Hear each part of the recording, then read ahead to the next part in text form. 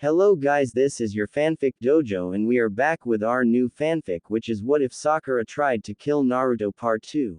And if you enjoy this fanfic, then please press the like button and please subscribe to the channel. It motivates me to upload more fanfic like these for you all. Now let's start the fanfic. The date was October 8th, and Team 8 was camped out for the night in a small wooded clearing just off of the beaten path to their destination. At the rate they were traveling, they were set to arrive at Jizengai at some point tomorrow morning, much to the relief of all parties. So far, things had been going well for the team. They had yet to come across any enemy shinobi or bandits, much to Kurenai's relief. Their supplies had been well prepared, and bearing a little rain, the weather had not been terrible.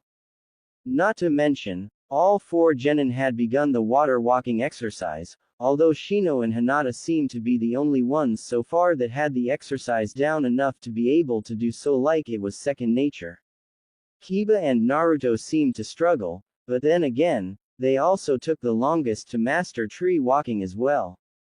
It was towards the middle of the night, and Kiba and Naruto were sharing a shift at the night watch. It was decided after their meal last night that Shino and Hinata would take the first shift, and then it would be Kiba and Naruto, and finally Kurenai would stand guard until dawn's early light. For the most part, the two genin simply sat in silence around the campfire trying to keep warm.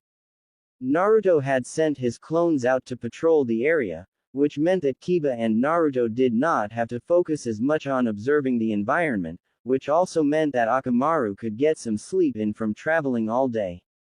After a while, Kiba grew bored of simply sitting and watching the fire dance in the makeshift pit, so he turned his attention to his teammate. He immediately noticed that the blonde had a look that clearly showed that he was in deep thought over something, but as to what was anyone's guess. Kiba had noticed that, over the time that Naruto had become a member of Team 8, the hyperactive knucklehead had changed somewhat and that he thought about a lot of things that he might have otherwise ignored when they were all in the academy. Deciding what the topic of the night would be, Kiba struck up a conversation. "So, what's on your mind, Naruto?" Naruto shook his head, as if clearing his mind of cobwebs. "It's nothing. Come on, man, I know that look. There's something on your mind." Naruto turned towards his canine-obsessed friend. "Promise not to laugh." Kiba gave a feral smirk. "Sure. What the hell?" Naruto heaved out a sigh and began to speak. "Well, as crazy as it sounds, I keep getting this weird feeling. You know how I have told you guys that I don't know what happened to my mom?" At Kiba's nod, Naruto continued. "Well, for some reason, I keep getting this feeling that there might be something in this town we are going to that might be able to tell me where she might be. It's like, there is a voice telling me that the answers I seek are there. I have tried to convince myself that it's just me wishing that were the case, but that voice keeps nagging me and telling me she is closer than I think." "So, you are saying that, in addition to a humongous fox demon that can destroy us all in your gut, you have a voice in your head saying that we are going to find out something about your family?" It was meant to be a joke, but it came across a little more incredulously than Kiba intended, if Naruto's scowl was any indication. "Look, I was just messing with you, man. Seriously though, I don't think that is all that crazy." "You don't? Why's that?" Kiba shrugged his shoulders. "Well, because it sounds to me like you are going with your gut instinct. In my family, it's accepted that sometimes your gut knows more about what's going on than you head. Just because you can't justify it, doesn't mean you can dismiss it. Who knows, there may be something there about her." With that, Kiba simply placed a hand on Naruto's shoulder. "Don't worry, man. We'll figure things out." With that, Naruto thanked Kiba and the two genin returned to their watch for the night. The team reached Jizengai the next morning shortly after breaking camp and traveling on foot. Jizengai was not a particularly unique town.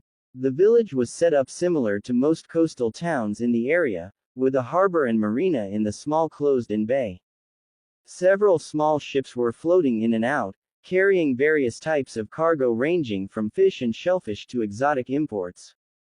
Two cliffs came up and towered over the bay, but only for about 20 feet or so. A lighthouse was seen on one of the cliffs in order to ward off ships in the fog from the cliff sides.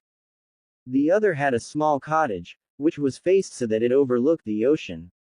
There were shops set up for everything from clothing and food to weapons and a few small restaurants. There was also a bank, a post office, a small non-shinobi library, and a few houses here and there for the residents. Some low walls were erected to keep most enemies outside, but any experienced ninja could have easily scaled those walls with little effort. Right now, there were only a few people roaming about here and there and beginning to start their day. The team met with the guards outside of the town and was escorted inside to meet with the town mayor, to whom they were to give the documents from the Hokage to. When Kurenai, Shino, Hinata, Kiba, and Naruto arrived at the town hall, the secretary told the team to wait outside of the mayor's office while she let him know that they were there. After about 10 minutes, the secretary allowed the Konoha ninja to enter the office. When they entered, they were greeted to an otherwise ordinary-looking office, typical of a small-scale politician. Sitting behind the desk in the room was a middle-aged man with salt and pepper hair with a small goatee and mustache combo. His clothing consisted of casual wear and zori, suggesting that the mayor was probably not used to more formalized meetings. As was tradition, he began with a formal bow and introduced himself. Hello, my name is Daisuke, and I am the mayor of Jizengai. I assume you are here representing Konoha, if your headbands are anything to go by. Yes, we are. My name is Kurenai Yuhi, Jonin Kunoichi of Konohagakure no Sato. I am here with my genin team to deliver potential documents for you to look over in terms of an alliance with Konoha. Kurenai finished, bowed to Daisuke, and then turned towards her team, indicating that she wanted each of them to introduce themselves. I am Shino Aburame. It is an honor to meet your acquaintance, Daisuke-san, Shino said with a formal bow, nothing more, and nothing less. Name's Kiba Inuzuka, and this is my partner Akamaru. Said K9 yapped in recognition. I'm Hinata Hyuga. It's a pleasure to meet you, Daisuke-san. Another formal bow was presented to the leader. I'm Naruto Uzumaki, future Hokage of Konoha, Dadbeo. Unlike with the other names, which the mayor simply acknowledged with a smile and a nod, Daisuke paused at the mention of the Naruto's name. He gave an shocked look to the blonde genin, which made Naruto and company a little unnerved. What did you say your name was? Naruto looked to his team, and then to his sensei, who simply shrugged her shoulders and implied that Naruto should just play along. My name is Naruto Uzumaki, sir. Do you know anything about your parents, Naruto-san? Daisuke asked the blonde demon container. Not really. All I know is that my dad died in the Kyuubi attack. I don't even know anything about my mother, Naruto answered, which was the truth. Hiruzen only ever told Naruto that his dad died trying to fight the fox. The Hokage never mentioned what happened to his mom, though whether that was for keeping her identity as secret or simply not knowing her identity was debatable. How old are you? I will be 13 tomorrow, Daisuke-san. What is with the questions, if I may be so bold, Daisuke-san? Kurenai asked with her arms crossed. She was a little anxious right now with him playing 20 questions with Naruto. This seemed to be a little more involved than simple curiosity. Call it overprotectiveness, but when it came to her students, Kurenai was not one to fool around with simple gimmicks. Daisuke saw his error and corrected himself. My sincerest apologies, Kurenai-san. I did not mean to sound so suspicious. It is just that we have a woman in her late 30s that lives here with the same surname as your student. At this, everyone else in the room fell silent. The rest of Naruto's team was simply looking back and forth between Naruto and Daisuke in an attempt to see if this was some sort of trick. Meanwhile, Naruto was stunned beyond belief. There was someone else living here with the last name Uzumaki. This was just what he was looking for. He wouldn't get his hopes up that this could be his mother, but it could still be someone that was related to him. Who knows, if he was lucky, they might just have a clue as to where his mother might be. However, just as soon as that thought crossed his mind, another crossed it which made him go from ecstatic to apprehensive. Daisuke caught this and asked if something was the matter. Before Naruto could answer, Kurenai asked if perhaps her team and she could talk to Naruto alone for a moment before they could continue, to which Daisuke excused himself and exited the room. So, Naruto, is something wrong? Kurenai asked. Naruto's apprehensive look didn't escape his sensei's notice, and she wanted to make sure that nothing was wrong with her student. After mulling it over in his mind for a few seconds, Naruto answered. Well, I just thought about something, I guess. I mean, I am ecstatic that this person could be my relative, or even if I am lucky my mom. I would want nothing more than to find out if this is a relative of mine. His team nodded at that. They all knew that Naruto wanted to find out about his family, and the idea that his mom could still be alive was an exciting prospect for him. Well, I just thought about what might happen if we meet, and this person does turn out to be my mom. What do you mean, Naruto? Kiba asked the question everyone was asking. Well, I just wondered what might happen if we do meet. I mean, I know nothing about this woman, or about what she thinks of me. I can probably assume she knows about the fox, since she was there when the fourth took me for the ceiling. I guess my fear is in wondering if she ran away thinking I was a monster. What if she thought I was responsible for my dad's death? What if she hates me like all the other villagers? What if she doesn't even want to see me? Naruto asked. Of course, no one knew how to answer that. The fact was, Naruto had some valid concerns. No one knew anything about this woman or for her reasons abandoning Naruto. Heck, they didn't even know who this person was, other than an Uzumaki. Kurenai simply walked over to Naruto and knelt down so that she was eye level with him. I understand your concerns, Naruto. That said, we will all be there for support. I am sure all of us are curious about all of this. Don't worry, we will find out together. Naruto looked towards his team, who simply gave him a reassuring look. He whispered thank you, before Daisuke returned. Kurenai then turned to Daisuke. Daisuke-san, I know our mission was to deliver those documents, but is there any way we might be able to meet this woman and perhaps learn more about her?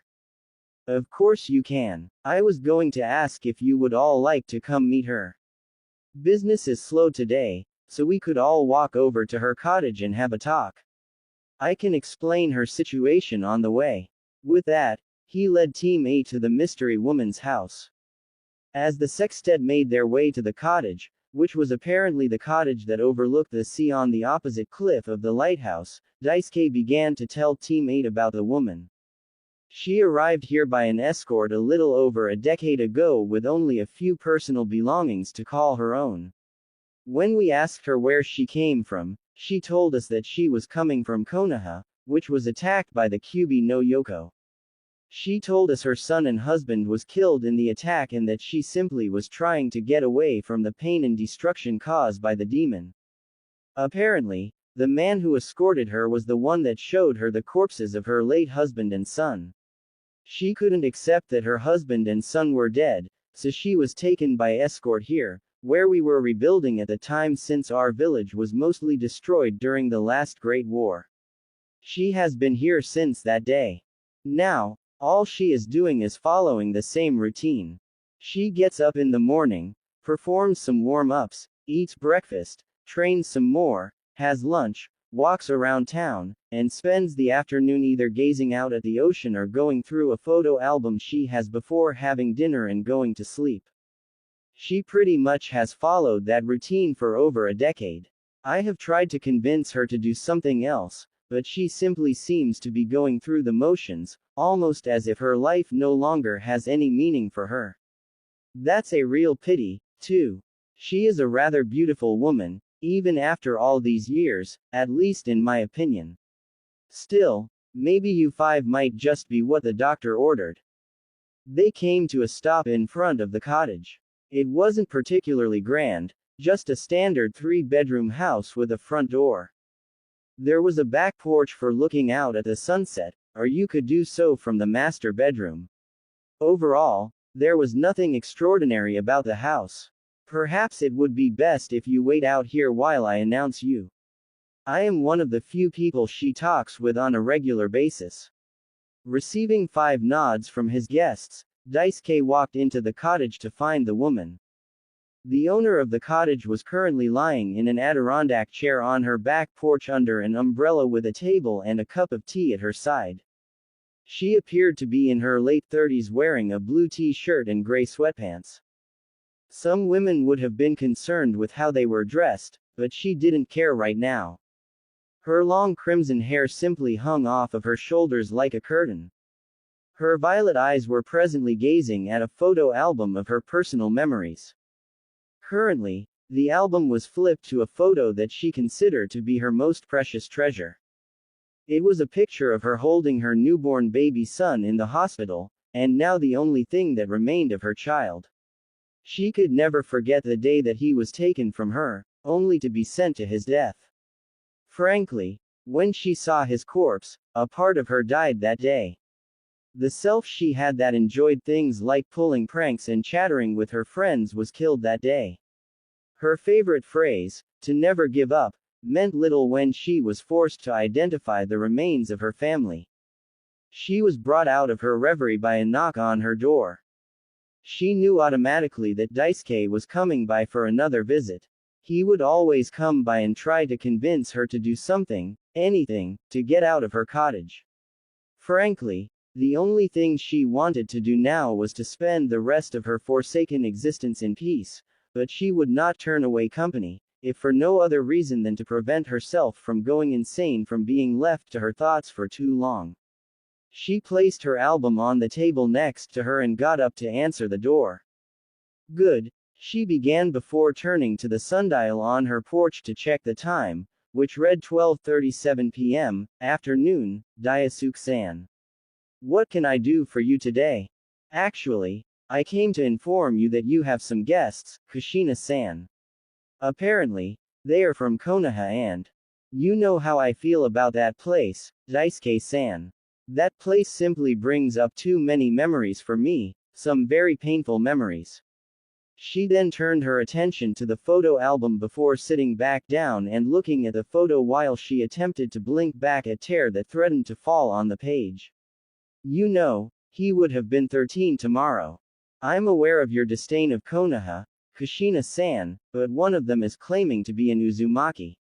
I figured you might want to see them and see for yourself if you know them. Kushina, as the woman was now called, was stunned. She knew for a fact that the rest of her family died when Uzu no Kuni was wiped out during one of the last upheavals of the nation. She was the last Uzumaki. No one else had that name. She made sure when she traveled throughout all the nations to find the rest of her family before going to Konoha. So, why would someone torture her by giving someone that name? She simply had to find out. Alright, I will see them. Who knows, maybe they can tell me who decided to play this sick joke on an emotionally distressed woman, Kushina answered.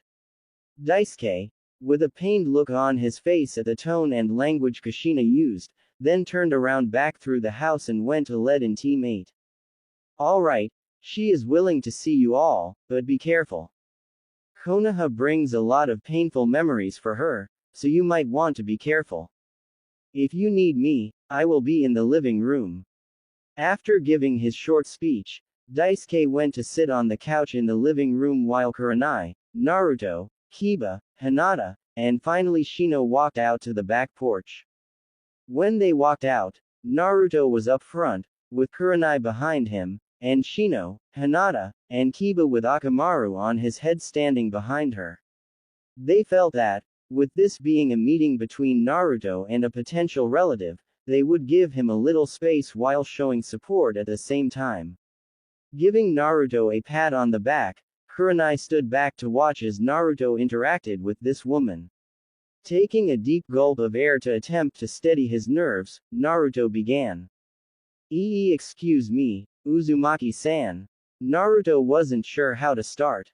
Simply asking about who she was wouldn't help if she hated him. It was times like these that Naruto cursed himself for not being more socially adept. Hopefully, this woman, whoever she was, would not hold it against him if he had a hard time talking to her. He could safely say that he would rather be facing down one of Kurenai-sensei's genjutsu right now than facing this woman. Kushina turned around to her speaker, hoping to begin by stating that she was not in a mood to play games. However, whatever comment she had died in her throat when she turned around to come face to face with Naruto. She completely ignored the other 4 people on her porch. Her complete focus was on the young man in front of her. He was wearing a pair of black ninja sandals, brown shinobi pants, a burnt orange t-shirt with a blue coat. He stood at about 4 feet 8 inches and appeared to be about 12 or 13 years of age. A wild mess of blonde hair adorned his young head, but it was his face that drew her attention. Piercing blue eyes that seemed to look into your soul and 3 whisker-like birthmarks that adorned his cheeks made him an exact replica of her deceased son. No, it can't be. I saw his body. Oh, please Kami, let this not be a trick. Kushina thought. She brought her hands into a ram seal and yelled out, Kai. In an attempt to break through any genjutsu. When she established the fact that what she was seeing was real, she was stunned. Miss, Naruto was confused. He had no idea why this woman was acting like this. He was expecting a look of hatred, yelling, hell even uttering of, demon, or, monster, but checking for genjutsu. Did she think he wasn't real for some reason? But before he could ask, she decided to speak again, and what came out of her mouth was not what he expected, but only hoped for. Sochi. Kushina couldn't believe it. Her son, the one she thought died the night of the fox's attack, was alive, and standing right in front of her. She didn't know how, or why, but here he was. In that moment, she didn't care that she had been lied to. She didn't care that she was forced away from her son. All she cared about in that moment was that she was standing face to face with her son. She couldn't fight her emotions much longer. This was all simply overwhelming for the former kunoichi. She began to cry as she walked towards her son with a photo album in her hand. If Naruto wasn't nervous before, he was now. He could barely handle women normally, but now there was this woman who just called him son, and was now crying and walking over to him with an album. He was beyond nervous, he was worried. Was she crying because she hated him like everyone else did? Was she crying because she was mad? Before his fears could get to him, though, she stopped in front of him and took out one photo to show him. He took one look at the photo in question, and what he saw forced him to begin tearing up. The photo was of the same woman that was in front of him.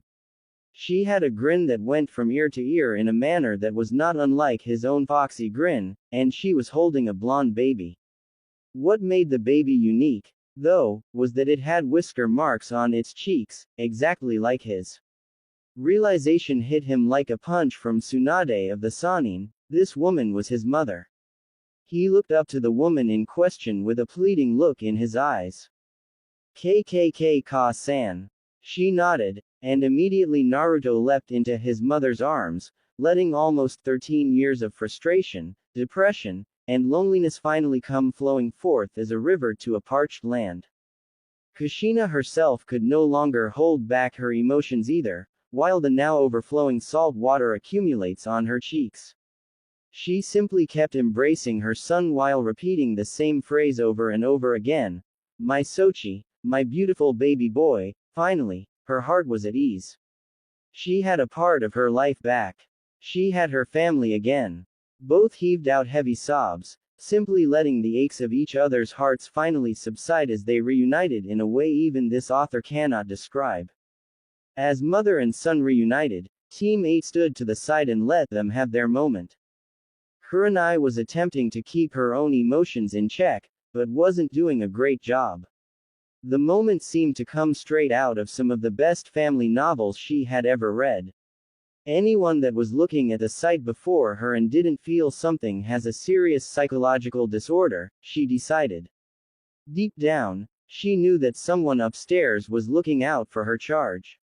There was a reason that they were assigned this mission, and now she had a feeling she knew what that was. Shino was also brought to tears, but at least he was hiding it better than anyone else at the moment. Kiba, on the other hand, was a mess. Kiba had tear stains that began to look like someone had added a gloss to his tattoos. When Kiba saw the raised eyebrow of his teammate, which was more out of curiosity than out of anything else. Stupid salt water. Got something in my eye, was the only explanation that Shino received from the Inuzuka as he vigorously attempted to clear his vision. Truth be told, this was one of the few times that Kiba honestly didn't care that he looked like a girl bawling his eyes out the way he was. This had been something that Naruto had been looking forward to for a very long time, and the moment was simply too happy to acting macho like he usually did. He would be proud to admit today that he cried. Hinata, on the other hand, was glad for Naruto. She was joyful that Naruto got just what he wanted for his birthday. It had not been much of a secret that Naruto didn't want much other than to know that he was appreciated and to find out about his family. So, to finally know that his mom was alive made Hinata feel as warm as a cabin with a fire in the fireplace. Happy birthday, Naruto-kun. I suppose this means that you got what you wished for. Who knows, maybe someday I will too. Kurenai and Daisuke led Team 8 and the newly reunited Uzumaki family back into the cottage. Everyone present had felt their heartstrings plucked when they saw the reunion of mother and son. As soon as everyone was relatively calm, Kushina offered water for everyone to drink if they were thirsty. Kurenai and Daisuke declined, saying that they wanted to try and look over the documents that the Sandaime Hokage sent. Kiba, Shino, and Hinata offered to go with her so that Naruto could get some alone time with his mom. At first, Naruto wanted to ask for them to stay, since he was a bit nervous about spending any time alone with her, but Kushina reassured him by requesting that the rest of his team be allowed to stay in her cottage until they were ready to leave. Kurenai agreed and followed Daisuke back to his office. Not really knowing what to do, Kiba, Shino, and Hinata told Naruto that they would explore the town and be back by that evening. Naruto was a tad more nervous once he was left alone with his mother. Naruto didn't quite know where to begin when it came to this situation. He had dreamt of this moment for ages, and now that it was here, he didn't quite know where to start. He had so many questions, and yet he was apprehensive of their answers. There was just so much he wanted to know. What was she like? Did he have anything in common with her? Was she here in this seaside town this whole time? Did she know about the rest of his family? Perhaps most importantly of all, did she love him, and if so, why did she abandon him? Kushina sat down and saw the look in her son's eyes. She could see the confusion that was building in his blue eyes. She couldn't really blame him for that. She had just as many questions running rampant in her heart and mind as well. What was he like? Did he develop any characteristics of hers or her husband's? Had anyone bothered to take care of him while she was in her exile? Not to mention the most terrifying question on her mind. Did he hate her for what she had done? After a rather uncomfortable silence, it was Naruto that decided to speak up first. So, where do you want to start, Ka-san? Kushina looked up at her son. Frankly, with so many questions that she wanted to ask, she tried to narrow it down. Why don't we start at the beginning? How about if you tell me what your life has been like, and I will tell you mine. Although, I must admit that mine probably won't be nearly as exciting as yours, considering who has been taking care of you and all. Naruto gave her a confused look. I don't mean to be rude or anything, Ka-san, but what are you talking about? I was forced to raise myself. Up until recently, I didn't really have anybody. Was there supposed to be someone looking after me? Kushina was shocked. He had to grow up alone. What about his godfather, or one of his father's students? Wasn't one of them supposed to be looking out for him? Kushina decided to get to the bottom of things. Naruto, are you aware of who your father was? Or that you had a godfather? Or that your father had a genin team? Naruto shook his head. No, the old man never told me any of that. He only said that he died during the Kyuubi attack and that I would be able to find out more about him when I turned 16 or become a chunin. He never said that my dad had a genin team or that I had a godfather. Inside, Kushina was fuming. Her son was forced to grow up alone, and the people that were supposed to be taking care of him were not doing so. She and Minato even told Jiraiya and Kakashi that if something were to happen to her and Minato, that one of them was supposed to look out for Naruto. Kakashi, she might marginally understand if he went into a depression similar to hers, something that he had gone into when his teammate Obito Uchiha died, but Jiraiya. Oh, no, he was not slipping his way out of this one. When I get my hands on that super perverted, toad whispering, lazy good-for-nothing sack of crap, oh there will be hell to pay, Kushina thought, with a murderous intent. Meanwhile, somewhere in Hai no Kuni, at a random hot spring, was a man that appeared to be in his 50s was spying on some women bathing in a local hot spring. His Hittite was a customized one with the kanji for oil written on it, which was a symbol for the toads of Myobokuzan. Twin red lines of war paint were etched into his skin running from his eyes down his cheeks. A mane of wild white hair adorned his head and was tied into a ponytail. His attire was most unusual for a shinobi and consisted of a mesh undershirt, a green vest, green pants, wooden getas, and a red vest with a yellow oval on each side of the chest. A huge scroll was strapped to his back. He was none other than Jiraiya the Toad Sage, aka the Village Madness, aka the Perverted Hermit, aka the author of the infamous Ika Ika series of adult literature. As if on a comical cue by fate, a chill ran up the man's spine. He looked around to see if there had been anyone that had spotted him, but found no one. The chill felt as if someone had urinated on his grave, and then dressed in drag and did a dance on it while playing some obnoxious child's tune. Man, the last time I felt something like that, Dan and Tsunade nearly kicked the living crap out of me for doing research on them, Jiraiya thought. Man, why do these kinds of feelings always happen to me? Naruto was starting to get a little nervous. His mother seemed to have a murderous look on her face. In the hopes of sparing whomever she was thinking of killing, Naruto decided to speak up. Mom, about these guys you were talking about. Kushina blinked, completely forgetting that she was in the middle of a conversation. Sorry about that, Sochi, I was just thinking about what I am going to have to do with a few people that were supposed to be taking care of you if something were to happen to me or your father. So, is there any way you might be able to tell me more about my dad? Perhaps, but I won't tell you just yet until we get back to Konoha. I would rather not blab about something that is more than likely an S-class secret and risk losing my head if you catch my drift.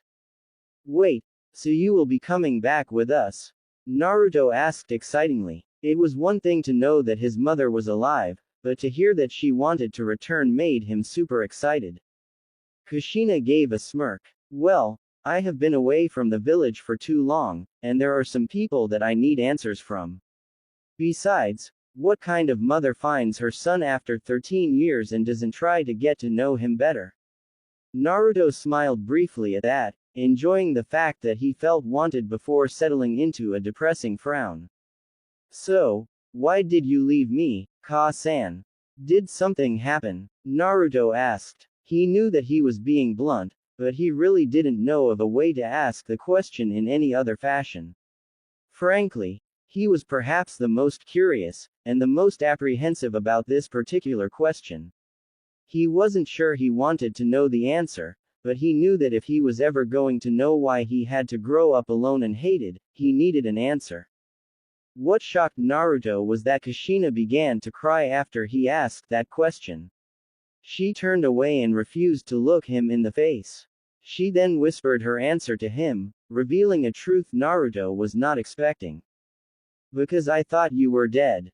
Naruto was stunned. Excuse me. Perhaps it might be easier to explain things if I told you the whole story. With that, Kushina began her tale of sorrow that was the source of the reality of her situation. Flashback. 13 years. Location. Konoha Hospital, room 205. Kushina was exhausted, but of course she had the right to be. After being in labor for 8 hours, she reserved the right to not be in top condition. She had given birth to her and Minato's first child, which was a young boy that they named Naruto in honor of a character in a book by his pervert of a sensei. She could still remember chewing out Minato and saying that she did not want to go through this kind of pain again, screaming obstinacies and threatening to sterilize Minato in ways that even made some of the Anbu that guarded her husband cringe. Luckily, after a complete work day's worth of pain and suffering, the sounds of her child's first scream of life made everything seem worth it. She wanted to smile and be with her child, but fate apparently was on her period and acting out, because just outside the village was the rampaging form of the Kyuubi no Yoko. As soon as Minato heard about the attack the previous day, he was already trying to formulate a plan to stop the Biju. Evacuation was out of the question, since the village was so large and it would take too long to evacuate both the citizens and the shinobi. Killing the beast was not possible. Being monstrosities composed primarily of super-condensed chakra made it impossible for any amount of force other than another Biju able to destroy the great demon fox. So, that left one option, to seal the beast within the body of an infant. He could have attempted to seal the fox into an inanimate object, like with the Aikibi no Shukaku of Suna or the Hachibi no Kyogyu of Kumo, but the Hachibi had a habit of needing to be sealed inside another individual as the container would never hold for any extended length of time and the Aikibi was by far the weakest of the tailed beasts. Kushina knew that Minato was going to ask to use their son for the process. It was considered common practice to make Jinchuriki from members of Akage's own family, and she knew that Minato did not have the heart to force any other orphan or another family to bear a burden that his own family would not carry. It was stupid logic in Kushina's mind at the time, but she realized that Minato, for all his accomplishments and fame, was still flawed by his desire to sacrifice everything for the sake of the village, even at the expense of his own happiness. That was one of the reasons that he did not marry her yet. He had wanted to wait until after his son was born so that the people of the village would not try to use his pregnant wife as a bargaining chip. Kushina of course found the whole thing was foolish. Yes, using another child for the sealing could be interpreted as being uncaring and not wanting to be married was one thing, but would using Naruto and not revealing his heritage really make things any easier on him? The flash of light outside signaled that Minato's plan had worked. As she predicted, the fox was nowhere in sight, which meant that he was successful in his plan to seal the Kyuubi into her son. Now, all that was left to do was to wait until someone like Jiraiya or Kakashi came in with her son. Minutes passed, and there was not even the sound of people outside. A half an hour passed and Kushina became a little more nervous. Why was no one coming inside to tell her what was going on? Why was no one coming to tell her the bad news? Most importantly, where was her son? As if to answer her silent questioning, a man in a white lab coat came in holding a bundle. Kushina recognized the man as a member of the R&D department overseen by Orochimaru. He had a forlorn look in his amber eyes which unsettled the new mother. Sir. What's going on? Where's my baby? The man in the coat looked towards the bundle, then towards Kushina. I'm sorry, Kushina-san, but I have been sent by the Sandaime to inform you that your husband has passed on due to the complications of the sealing process. You didn't answer my question. I was already aware that Minato-kun would die. I am asking about my son. Where is he? Kushina cried in hysterics. Your son did not survive the sealing process. His body could not handle the strain of the immense amount of demonic chakra that the fox contained, so the beast died with the child. I am sorry for your loss, the man finished apologetically. With that, he handed over to Kushina the body of her son. There he was, with the 6 whisker marks on his cheeks, blonde hair and a seal on his stomach. His body was cold to the touch and even smelled of death. After holding the corpse of her newborn son, Kushina's world, as well as her heart, shattered. Losing her husband was one thing, she already knew that she was going to be a widow. But, losing her son was too much. She had already lost her homeland, her family, and the love of her life. Now, she was forced to bear the burden of losing her child. She did the only thing that came natural to her, she broke down. Minutes passed with no sound being heard except for a mother's sobs. End flashback. By the time Kushina finished, she was having a difficult time keeping her composure. She would have shed more tears if her eyes were not for the fact that her eyes were beginning to dry out. She then turned to Naruto, the son she thought was dead, with a pleading look. After I saw your body, I just couldn't take it. I couldn't stay there. The man that gave me your body offered me some assistance to pack my things so that I could be moved out of the hospital, and even found some Anbu willing to help me get away from the village. I didn't think that there was anything left for me in Konoha. Kushina then turned towards her son. Naruto, I beg of you, please forgive me. I didn't mean to leave you alone like that for so long. I felt so numb after realizing that I would not be able to care for you. I know I should have checked to see if that baby was even you, but I was so distraught that I didn't think. I know that I don't deserve forgiveness for abandoning you, but... Kushina was interrupted when Naruto came around the table they were sitting at and embraced his mother. You thought I was dead. You were given a dead body. I thought you might have been dead or simply abandoned me. The important thing now is that you and I are together again and that you love me, right? He asked with trepidation. Kushina nodded before returning the embrace. Of course, and I will always love you, no matter what happens. The mother and son simply sat there and embraced each other, simply comforted in knowing that this was only the beginning. Back in Konoha, Hiruzen was looking through a photo album that held a collection of memories he has had as Hokage. He stopped on one particular photo as he was taking his trip down memory lane. It was a photo of his predecessor Minato Namikaze and his 8-month pregnant lover Kushina Uzumaki. They were standing next to Hiruzen with Jiraiya in the background grinning like he just won the lottery. Despite the rather upbeat nature of the photo, it brought nothing but sadness to the aging shinobi. It was a painful reminder of the real reason that Hiruzen never told Naruto about his mother. Flashback. 13 years. Location. Konoha Morgue. Hiruzen was in a forlorn mood. His predecessor, Minato Namikaze, had sacrificed himself to defeat the Kyuubi no Yoko, and now his infant son's mother was missing. She had disappeared 3 hours ago and had not been seen since. Hiruzen was considering calling in a squad of shinobi to try and find her when a man that Hiruzen noticed looked to be from the R&D department came and told him to follow him down to the morgue. He met up with the same individual, who began by giving the aging Kage the horrible news. Hokage-sama, I have some terrible news. The body of Kushina Uzumaki has been found. You found her body. But how is that possible? The doctors said she was healthy as an ox. Hiruzen could not quite comprehend just how this had happened. There were no complications with her birth, and Kushina seemed fine when Minato left.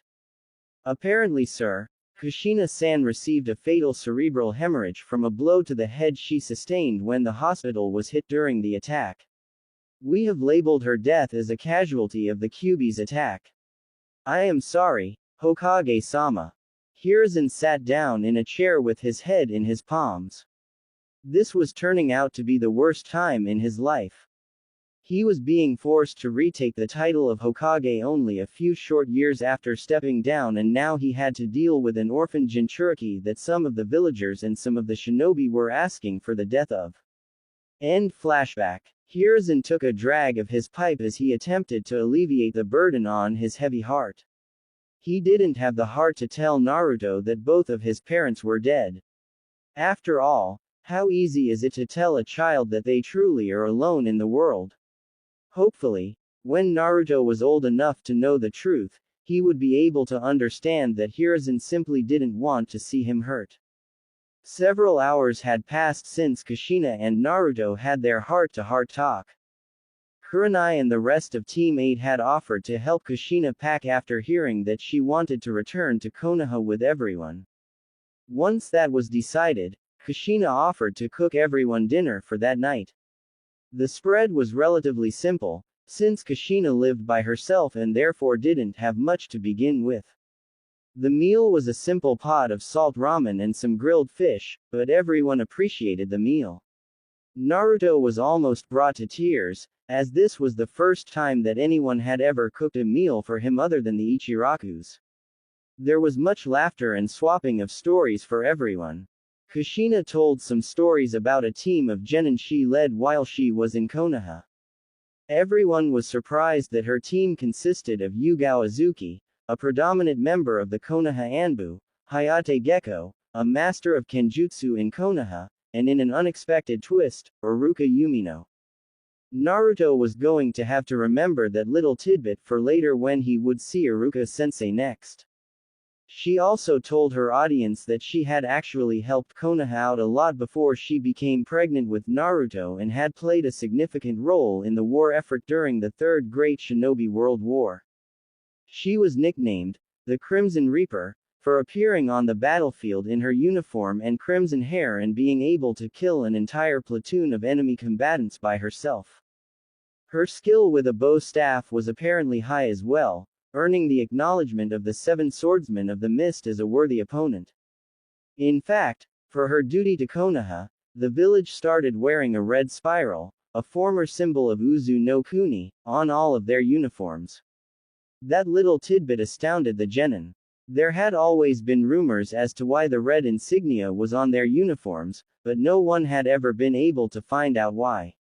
To hear that it was because of the woman in front of them was impressive to say the least.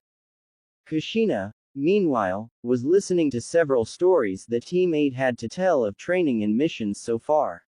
She couldn't help but laugh at some of antics that her son had gotten into. He seemed to have a strong rivalry with the Inuzuka, almost like that between two siblings. Shino seemed to be the voice of reason, and unless she missed her guess, the Hyuga girl had a crush on her Sochi. She would have to explore that a little more.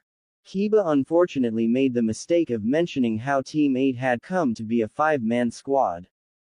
He told the whole story beginning to end, starting with the test and ending with the hospital visit. Needless to say, Kushina was seeing red. The idea of someone nearly killing her son made her blood boil. She was about to go and carve her name in history as killer of the legendary copycat ninja and the pink witch that decided to turn her son into a training dummy, but Naruto managed to convince her otherwise. As much as she was loath to admit it, she couldn't bring herself to actually harm someone that Naruto had already forgiven. That did not mean though that she didn't want to meet them. Oh, she relished in the idea of striking fear into their hearts. If anyone was the wiser, one might have suspected that Kushina might have had a little Mitarashi blood in her. Soon, everyone had grown tired and went to retire for the evening. Kurenai and Hinata retired to one of the bedrooms while Kiba and Shino offered to sleep in the living room. That left the last bed to Naruto. He tried to say that they could share, but neither of his teammates wanted to hear about it. They made their decision and they didn't want to share a bed. After that was settled, everyone slipped into their nightwear and fell asleep. It was the middle of the night when Naruto had fallen into a nightmare. He did not have them often, and rarely around his team, but they were just as painful as ever. Nightmare. Naruto was in the middle of a faceless crowd. All around him, he could hear the insults and cruel phrases that were directed towards him. It was the same nightmare every time. No one would talk directly to him, no one would ever look at him. It was as if he was diseased and the mere idea of looking at him would make you as diseased. The insults continued to be hurled at him. Atrocious abomination. Demented demon. What a pathetic excuse for a waste of space. Each insult cut deeply into Naruto. He wanted to cry, but he knew that doing that would only give the people the satisfaction of knowing that they hurt him. Besides, he had people that cared about him now. Or, so he thought. As he continued to beg for someone to pay attention to, he saw a lineup of people that he was considered close with. Iruka, Kurenai, Kiba, Shino, Hinata, Tsuchui, Ayame, the third, Shikamaru, and Choji. He tried to ask them to look at him, to listen to him, but to no avail. All of the people present simply started to walk away, ignoring the cries for attention. Each person left with a hurtful phrase that hurt Naruto more than any wound would. Iruka. I can't believe that I almost died protecting such a useless shinobi. What a disappointment. Tsuchui. Come, Ayame. We've wasted enough of our charity on that monster. It's obvious that we will never get back what we are owed from the likes of him. Ayame. Of course, Dad. After all, how can we trust a fox like him anyway? Hiruzen. You, Hokage. Don't be ridiculous. You will never be good enough to ever be seen as anything more than the demon you are, let alone Hokage. Kurenai. I was obviously mistaken when I took you as a student. You are and always will be a dead last, and will never be worth my time. Kiba. Don't you get it? Foxes and dogs can never be friends. Shino. It would not make any logical sense to be friends with a monster like you. At least our clan is useful. You cannot even claim that. Hinata. Why you actually think that I would want to be friends with you? I have my own problems to deal with without having to hear you complain all the time. Shikamaru. It's too troublesome to even talk to someone that is so much trouble to be around. Come on, Choji. Choji. Man, even giving you my empty bag of chips would be beneath me. Each person turned away, leaving Naruto alone again. He could feel the wall of people closing in on him, trying to block out his escape to the freedoms of the outside of the crowd. The more he struggled, however, the more that he was sucked in. Suddenly, Naruto saw one last person, the one person that he knew would not reject him, his mother. Mom, please, look at me, help me, please, Naruto begged and screamed. She simply turned to him with a stone-cold look. Why would I help you? It's your fault that I don't have a husband anymore. It's your fault that I had to suffer for as long as I did. If it weren't for you, I could have still had a family. I hate you. Naruto continued to cry as his mother walked away, leaving him at the mercy of the increasing crowd of faceless tormentors. End nightmare. Kushina was awoken to the sounds of whimpering coming from the other room. She didn't know what the cause was for a second, until she recognized the voice as her son's voice. Throwing the covers off of herself, she crept into where Naruto was sleeping to see him tossing and turning. He was obviously in some sort of a nightmare, but she didn't know how bad it was or what it was about. She got an idea though, when Naruto started begging in his sleep. Ka-san, I'm sorry, please come back, please don't hate me. Please don't leave me. Kushina was heartbroken. He thought that he was going to leave him. He must have had a fear of abandonment, or at least of being alone. It broke her heart to hear her son continue to beg for her not to leave. She couldn't stand it any longer. She walked over to his bed and shook him until he awoke. Almost immediately after he woke up, Naruto looked around, saw his mother, and dove into her arms, apologizing over and over again. I'm sorry that dad is gone. I'm sorry you don't have a family anymore. I'm sorry. Naruto continued until Kushina started rubbing his back in a soothing motion and shushing him. Hush. Now Sochi. I don't hate you. You were just having a nightmare. It's going to be okay now. Come, follow me. With that, Kushina led Naruto into her bedroom. Naruto was confused at first, until she got under the covers and invited Naruto to do the same. He got into the bed with her, but didn't know why he was in her bed. Her answer came when she pulled him to her and held him close while humming to try and soothe his nerves. She could see his eyes droop to signal that he was going to fall back asleep soon, so she decided to tell him good night. Now, you will stay here tonight, my little maelstrom. Sleep now. I promise that I will not leave you. You don't have to worry about being abandoned anymore. I will be here for you, for now and for always. I love you, Sochi. I love you too, Ka-san, Naruto whispered in a broken voice. He took a deep breath, admiring the scent of oceans and fresh linens that he could only describe as his mother's scent. For the first time in a long time, Naruto laid his head down to sleep. He didn't mind the arrangement. For once it made him feel at peace, like he was just a normal kid staying with his mother. He had one last thought before he drifted off to greener dream pastures. This has been the best birthday present ever. It took 3 days of traveling to return to Konoha from Jizengai. Thankfully, Team 8 did not have to slow down for Kushina, as she had kept up with her training. The travel back to the village was uneventful. Mostly, it was filled with the swapping of stories and the occasional scuffle caused by Kiba and Naruto. The two young men were getting antsy about not being able to train due to Kurenai wanting to get back to the village as soon as possible with Kushina, so whenever they had a break Kiba and Naruto would try to spar, which would usually end up in the two of them brawling with each other before either Shino and Hinata or Kurenai and Kushina would break the two up. Watching the young Inuzuka and the blonde was like watching two young siblings fighting over a toy, except with claws and taijutsu instead of fisticuffs. Upon reaching the gates of Konoha after sunrise on their third day of traveling, Kurenai approached the gate guards to report that they had one person in tow in need of seeing the Hokage in addition to report a successful mission.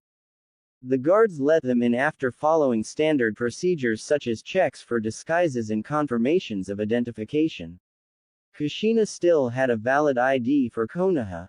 She had kept it as a keepsake and a reminder of what she had lost, so she didn't have any issues getting inside the village.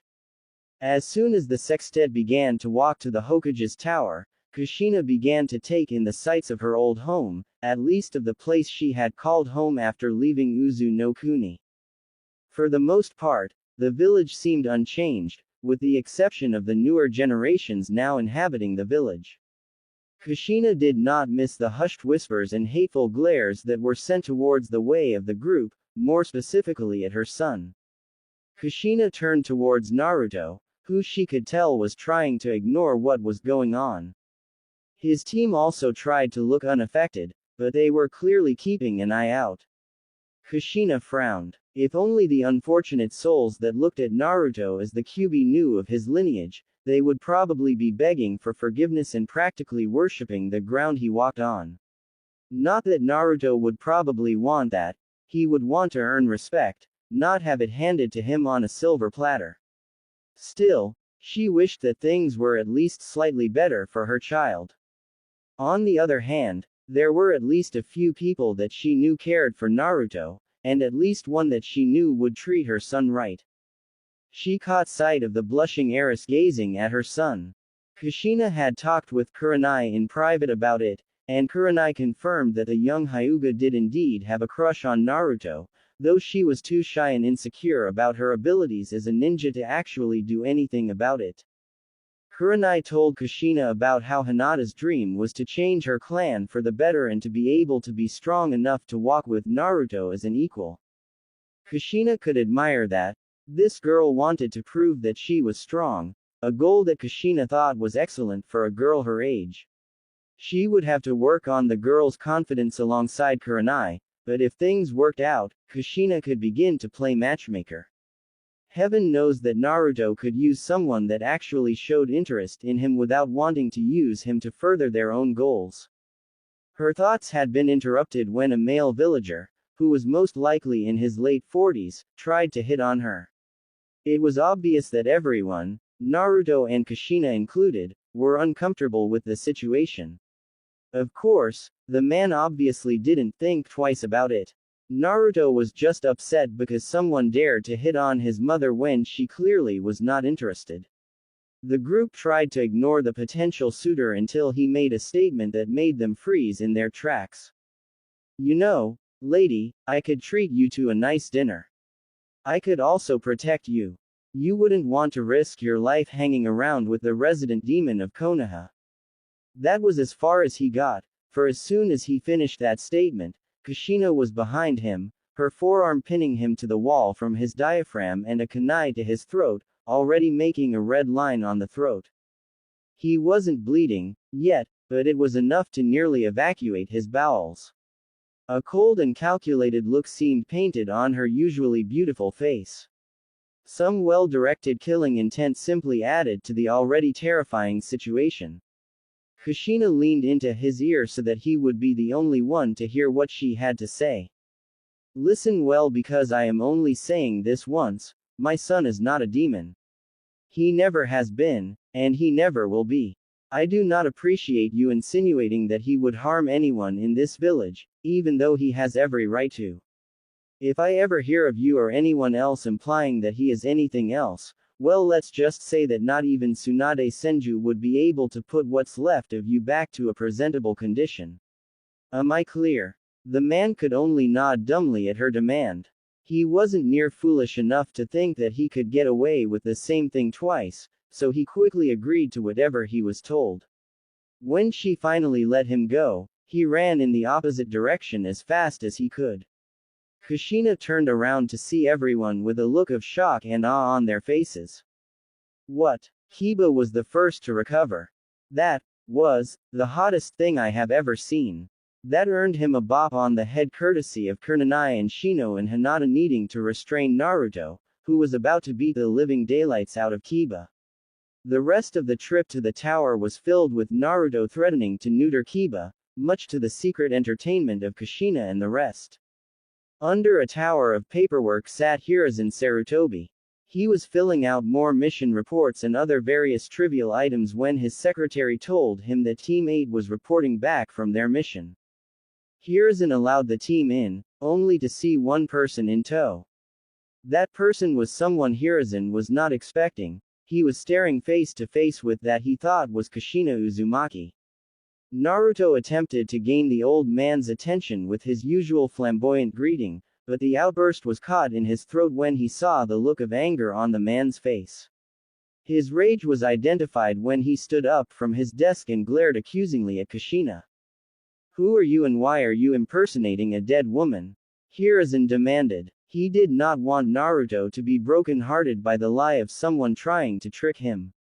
There were other ways he wanted to bring up Kushina's death, and this was not one of them. He would not have someone insult Kushina's memory by impersonating her. Kushina scowled. Funny. I was about to ask you why you lied to me 13 years ago, Sarutobi-sama. After all, I was the one presented with a dead body of my son. That's impossible, Hiruzen replied. I saw your body in the morgue after the attack. You are lying, and I will see to it that. I know who Naruto's father is, Sarutobi-sama. That little tidbit in and of itself should prove who I am.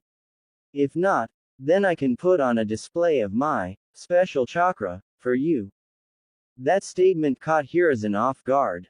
She could be bluffing about Naruto's father, but not many knew about Kushina's chakra. Only a select few would know about that, and none were about to say anything about that. I see that you finally recognize me, Sarutobi-sama, Kushina remarked. She had a feeling that many would not believe her to be alive, but this was taking things a little far. Unfortunately, before she could continue the debate, a messenger hawk flew into the office with a message attached to its leg.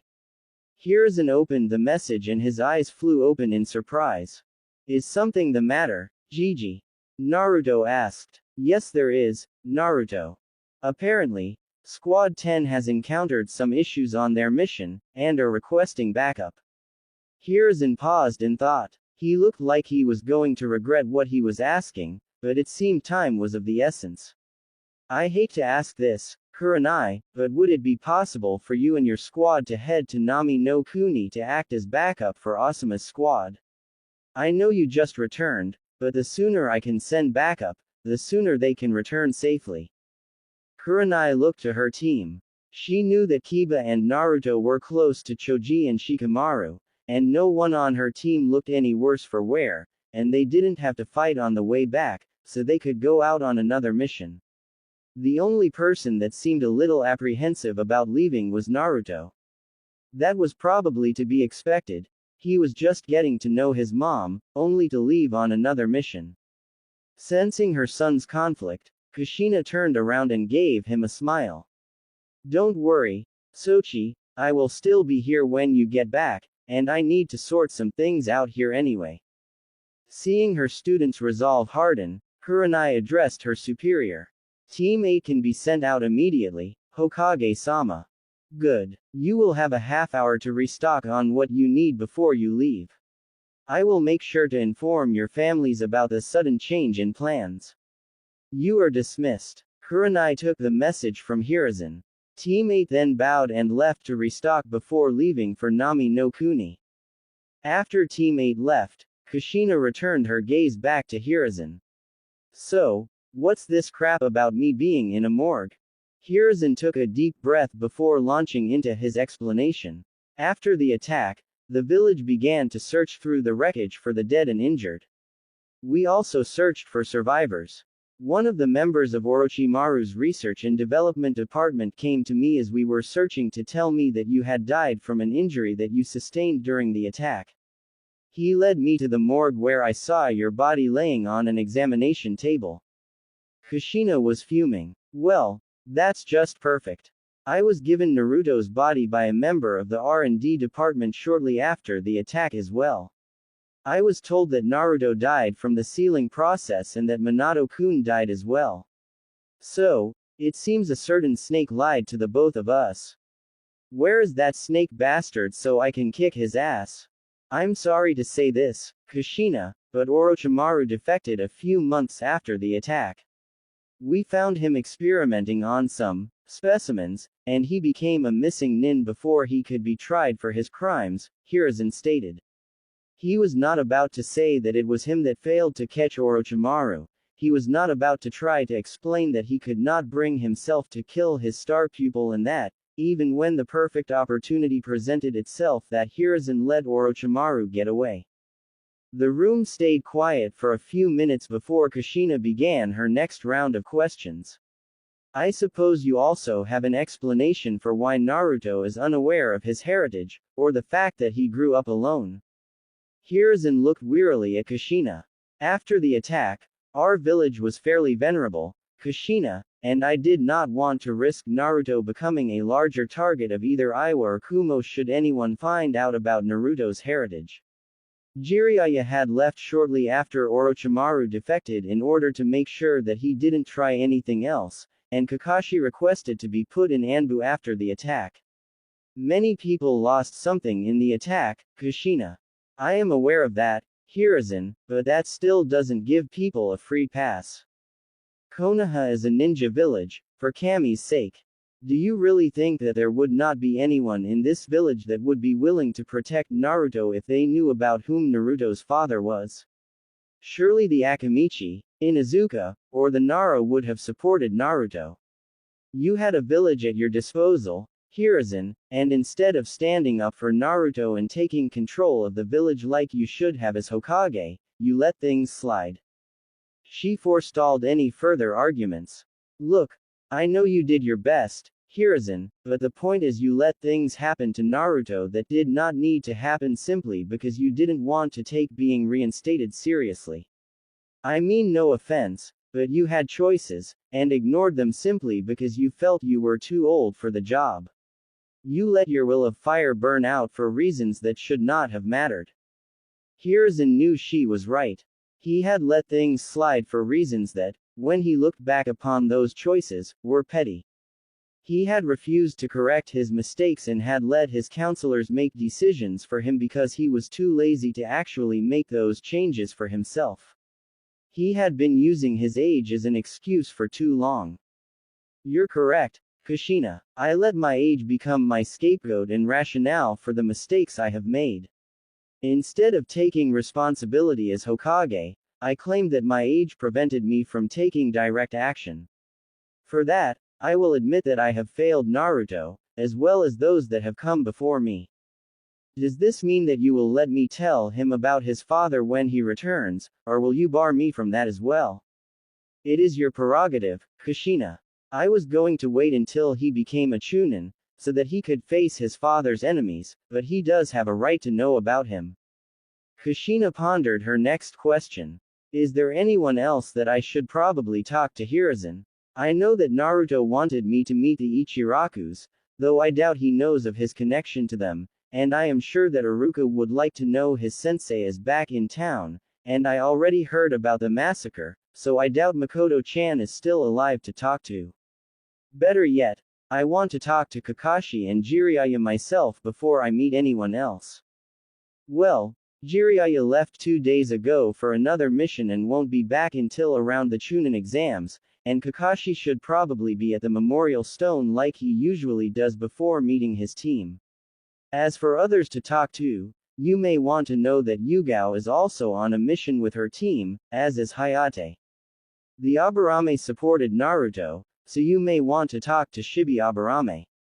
Other than those, I cannot think of anyone. I assume you also want to move back into your former household. Yes, I think Naruto has lived by himself long enough. It is time he had a proper home, not an apartment that he lives in. If he is to know of his father, he will need all that will be entailed. That includes his father's house. Very well, I will have a squad of my trusted Anbu take Minato's things from the vault and bring them to the house.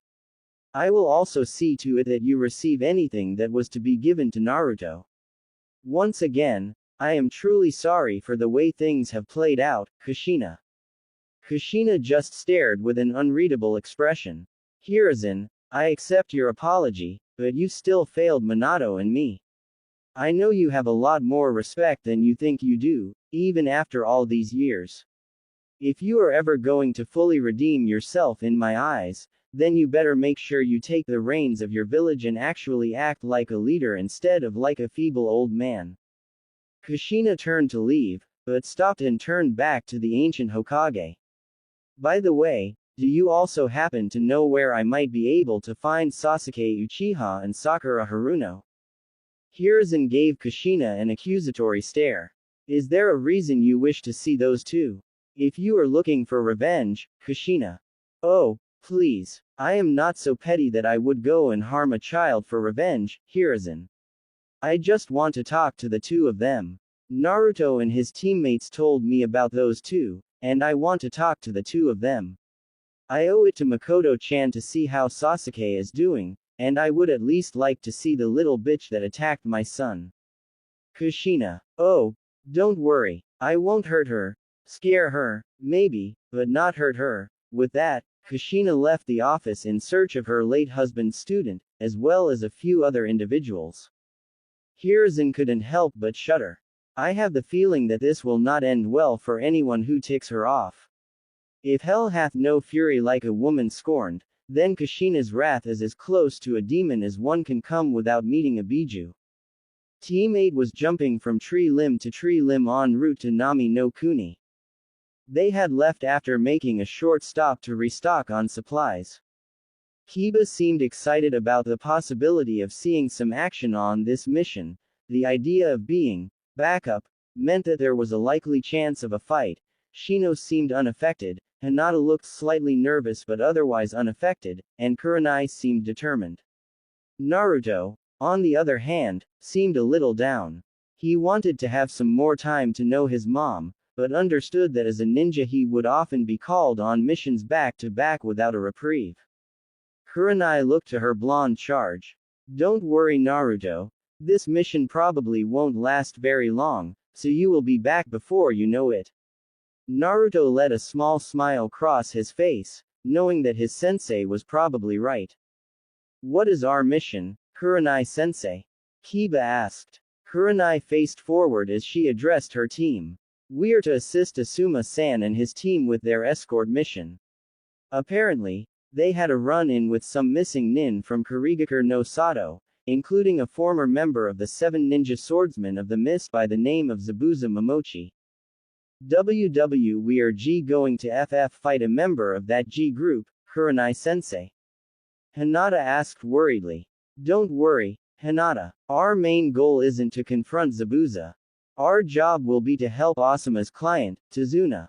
It was said in the letter that Tazuna was building a bridge for his land in order to stop Gato, a powerful business tycoon, from furthering Nami no Kuni into further debt.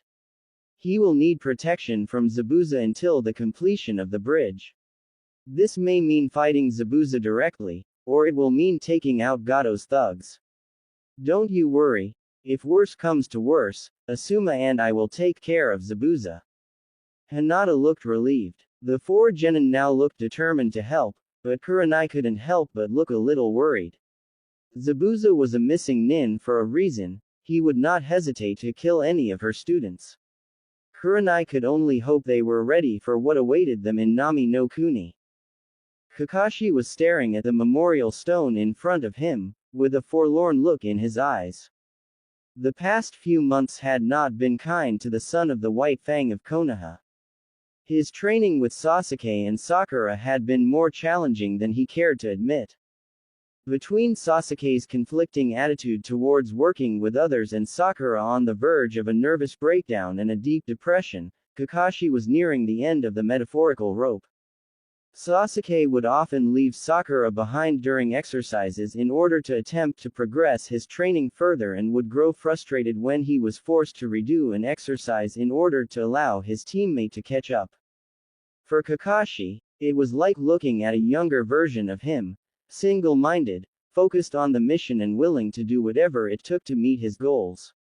His growing frustration at only receiving 2 or 3D ranked missions a week due to the team's current structure did not help Sasuke's attitude any. While Kakashi knew that Sasuke was probably more than ready for a C-rank mission, Kakashi also knew that the way the team was set up right now, that would most likely not be possible. Sakura on the other hand was a different matter entirely.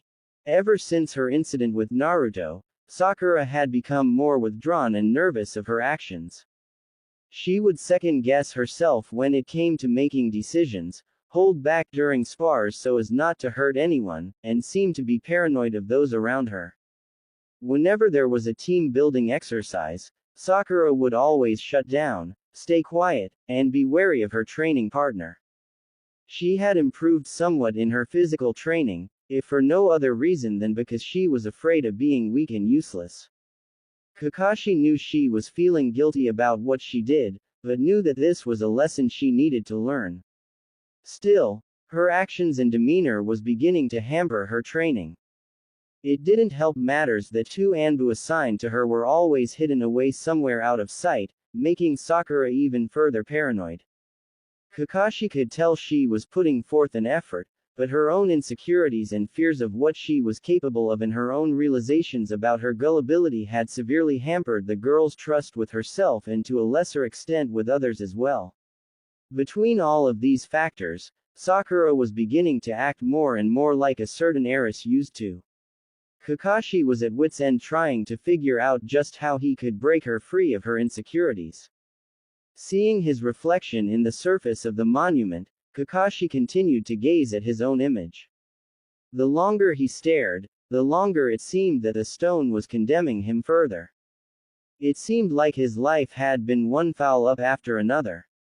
First, his mother died when he was a child, then his father commits seppuku to redeem himself after a botched mission where he chose to save his team over completing the mission, then he loses Obito during the horrific Third Shinobi World War, and to top it all off Rin, his sensei and his sensei's wife were all lost in the same night.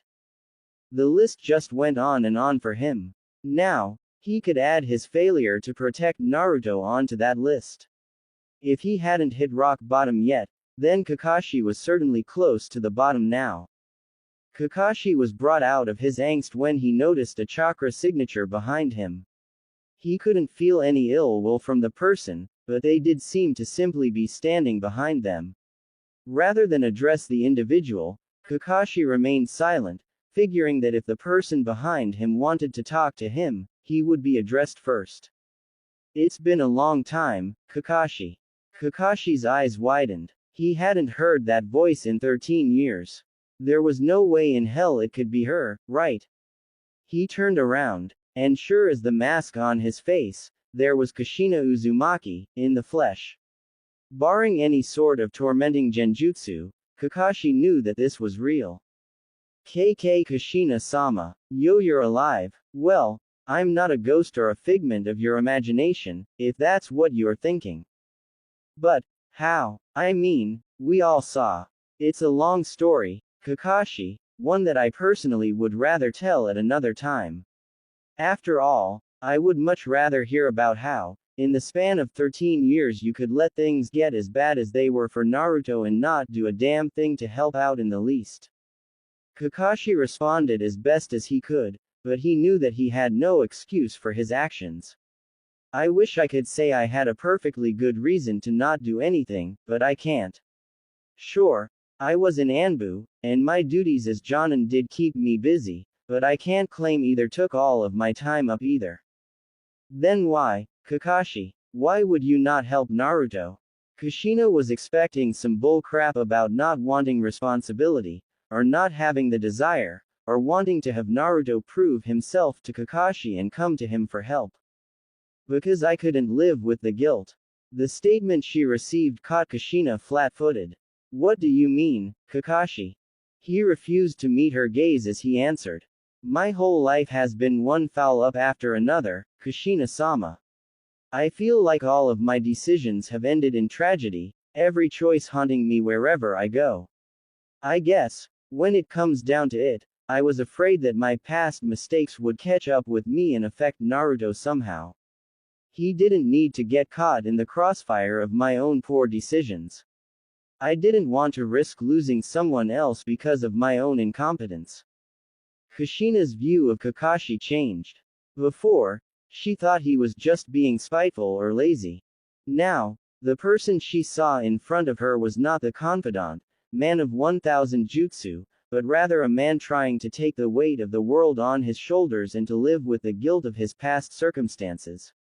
Still, she felt that perhaps Kakashi needed a wake-up call. He was letting his losses interfere with his responsibility not only to his students but to his village. With that in mind, a wicked grin plastered her face. Kakashi didn't notice the sound of a weapon summoning until it was too late. As he turned around to see what Kushina was doing, he ended up face to shaft with the business end of Kushina's staff, sending him spinning from the impact to face plant straight into the memorial stone.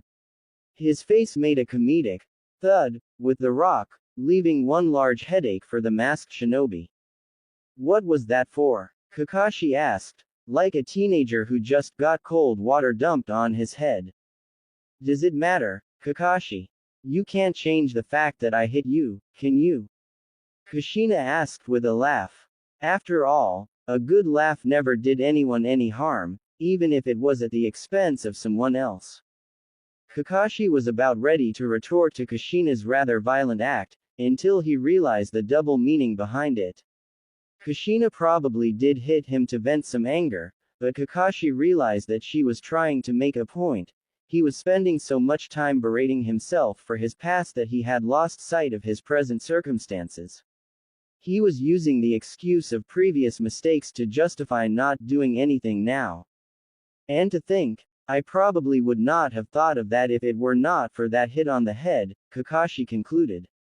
It was a bit ironic, he thought, that people had tried telling him that for years, and yet it was something as simplistic as a whack to the face to wake him up to reality.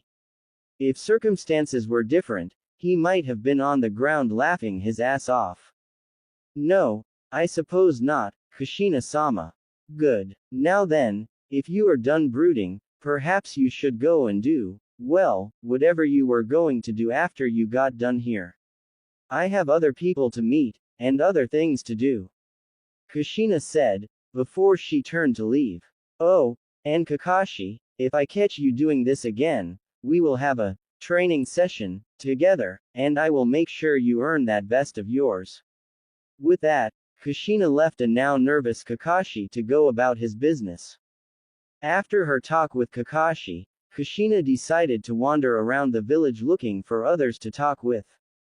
Many faces seemed unrecognizable to her, though part of that may have been that she hadn't been as social as she could have been in the years she had been in the village. Still, it was a trip down nostalgia lane for her to see that, no matter how things changed, certain things stayed the same. She was brought out of her trip when she passed the ninja academy and recognized one of the instructors, who at the time were dismissing their classes, as Iruka Yumino. She could see that he had gone and made Chunin in her absence and became a teacher. He always did have a way with kids, she commented to herself. Deciding that she could take some time out of her schedule as well as wanting to touch base with at least one of her students, she made a detour to the academy. Iruka had just finished dismissing the last of his students for the day when he turned and saw a ghost from his past, or so he thought. Much like Kakashi, he had thought it was some kind of trick. Unlike Kakashi, however, he was furious. He had been fairly attached to his sensei before her death, even knowing about who her husband was, and to see someone profaning her memory by imitating her infuriating to him. So, he did what anyone wanting to avenge the memory of their sensei would do, charge at the person and demand them to stop. Or at least, that was the plan, until. Oh, and how is everyone's favorite timid dolphin doing, Iruka-kun? Iruka stopped in his tracks. There were only 3 people that dared to call him that. His 2 former teammates, and his sensei. Yugao was on Anbu detail for Sakura Haruno, and Hayate was currently out of the village, which left. Sensei. Yes. Iruka almost couldn't believe it, his sensei was alive. However, while he was ecstatic to see her, that still left one glaring problem, one that left him boiling mad. Before Kushina could ask what was wrong, Iruka was in her face, glaring at her and barely showing enough restraint to stop himself from yelling. Where were you? Do you even realize just how bad it was for Naruto while you were gone? Did you even care that he was here in the village? That was as far as he got before he got slapped by Kushina. Pull yourself together, Iruka-kun. Yelling at me will not do you any good. Besides, shouldn't I at least get a chance to put in my Ryo before you bite my head off? Iruka wanted to retort, but he couldn't think of any reason why he couldn't at least hear his sensei out. After all, he was genuinely curious as to where she had been. Alright, sensei, explain to me how you can justify being gone for so long. Kushina sighed. This was going to be a long conversation. One lengthy explanation later. If it were not for the words coming straight from her mouth, Iruka would not have believed the tale he just heard. His sensei had been tricked. Not only that, but she had been on another part of the continent all this time, merely a mission away from being found by Konoha. Iruka was busy picking his jaw up from off the ground by the time his sensei finished. And that is how I got back to Konoha, Iruka-kun. Hopefully, that gives you some idea of what I have been through. Well, sensei, it does explains a lot, but I am still confused about one thing. Why would you leave without saying goodbye to Yugao, Hayate, or me? I mean, do you realize how much we all missed you after the attack? It was part of the reason that Yugao went into Anbu was because she thought you had died. Not to mention Hayate's promotion to Tokubetsu Jonin. While you remained a Chunin teacher, I might add. The point is, why didn't you say goodbye? Kushina's expression softened a little. I honestly thought you 3 would have been fine. You had all become capable Chunin and had already begun your paths to becoming great shinobi.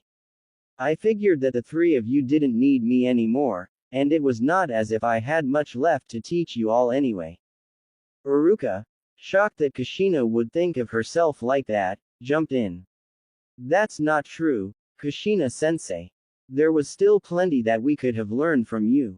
Sure, we were Chunin, but that didn't mean that you were no longer a part of our lives. You were very important to all of us, important to me. Uruka gained a more solemn look, like someone who was tired beyond his years. The QB's attack was a double knockout for me, sensei. I lost both you and my parents in one night. What's worse, we didn't even know you were dead until Sarutobi-sama told us that your body had been found. It was as if anyone that I could have looked up to had been taken away from me. Then I remembered Naruto. I knew I couldn't look after him at the time, but when I first saw his name on the school roster, I couldn't wait until I could teach him. So, you knew he was my son. There was only one Uzumaki in Konoha at the time. Besides, he does look a lot like his dear old dad, and I knew that you were faithful to him. You knew who his father was. I had a guess, though why no one else has ever said anything is beyond me. It was probably some bull crap about enemies attacking or inflated egos and whatnot, I would imagine. Uruka couldn't argue with that point, though even he had to agree the logic behind that seemed odd. Sure, things were tough in the first few years after the incident, but of the two enemies Konoha had at the time, Kumo was having its own internal affairs issues in the year during and immediately following the Kyuubi incident, not to mention the Hyuga incident, and Iwa was nowhere near powerful enough nor had the funds at the time to even so much as send an assassin, never mind launch a full-scale invasion just to kill the child of their most infamous enemy. So, have I proven myself Uruka-kun, or is there something else I need to do to prove myself to you? Kushina asked. She could see Uruka had calmed down, but whether he forgave her or not it was difficult to tell. Well, I'm still upset, but given what you have said, I suppose I can't blame you that much. Still, I guess my emotions have been a bit high since Naruto's accident. Uruka clasped a hand over his mouth, thinking he had said too much, before Kushina waved him off. If you mean his incident with Sakura Haruno, Uruka-kun, one of Naruto's teammates already told me about it. Speaking of, do you know where I can find his former teammates? Sensei. Don't worry, I won't kill them. I just thought I would like to see who my son was going to be on a team with. What? Were you expecting me to be some enraged berserker seeking vengeance? She ended with a smile. Yes, she was mad, but she was a kunoichi, she could show restraint. Uruka considered not telling her, but given that Yugao hadn't seen her yet he figured there wouldn't be too much harm. She's on assignment right now watching Sakura Haruno. I can't say I know where Sasuke spends his time outside of the Uchiha district, so you will be on your own on that. Thank you kindly. Now, if you will excuse me, Dolphin-kun, I have a few more people to meet and some places to re-familiarize myself to today. I will see you around. And with that, Kushina disappeared in a swirl of leaves, leaving Uruka to wonder just what he just unleashed onto one of his former students. I hope this won't come back to bite me in the ass later, Uruka thought.